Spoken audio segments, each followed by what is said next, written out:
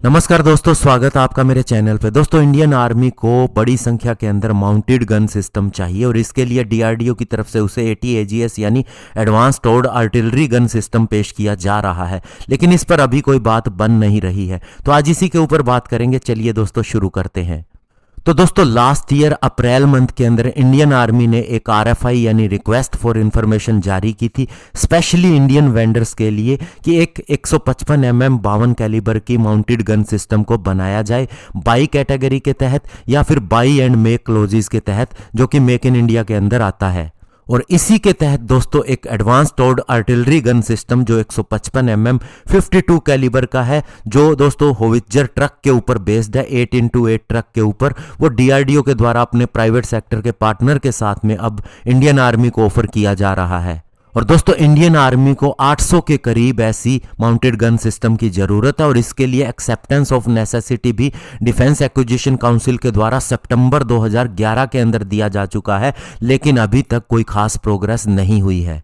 और दोस्तों, सबसे बड़ी बात यह है कि इसकी ज़रूरत हमें क्यों ज़्यादा है, क्योंकि RFI के अंदर यह क्लियरली कहा गया है कि इन गन सिस्टम को प्लेन्स के अंदर, mountain, high altitude area, semi desert, desert के अंदर लगाया जाएगा। नॉर्दर्न और वेस्टर्न बॉर्डर दोनों तरफ इसे डिप्लॉय किया जाना है। तो ऐसे में आप समझ सकते हैं कि इसकी ज़रूरत हमें कितनी है।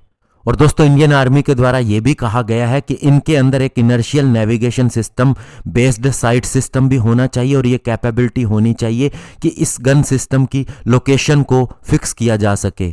और यह भी कहा गया है कि इसका फायर कंट्रोल सिस्टम ऐसा होना चाहिए जिसके अंदर डे और नाइट के समय डायरेक्ट और इनडायरेक्ट फायरिंग करने की कैपेबिलिटी होनी चाहिए। दोस्तों, ये भी इंफॉर्मेशन आई थी कि इन ATAGS का टोटल मास 34 से 35 टन होना चाहिए, जिसके अंदर इसके ट्रक का मास भी शामिल है।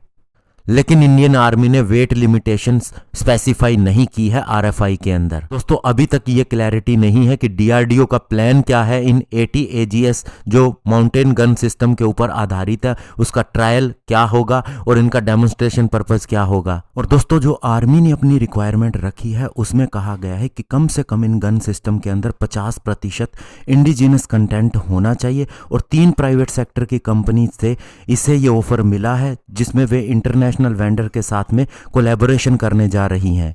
और इसी का एक उदाहरण है धनुष होवित्जर, जिसे लोकली डेवलप किया गया है, जो 52 कैलिबर 155 mm वेरिएंट है और इससे Jabalpur based gun carriage factory ने डेवलप किया है और इसके इंटरनल ट्रायल भी पूरे हो चुके हैं। तो ऐसे में देखना होगा अब आर्मी किसे चूज करती है। धन्यवाद। जय हिंद।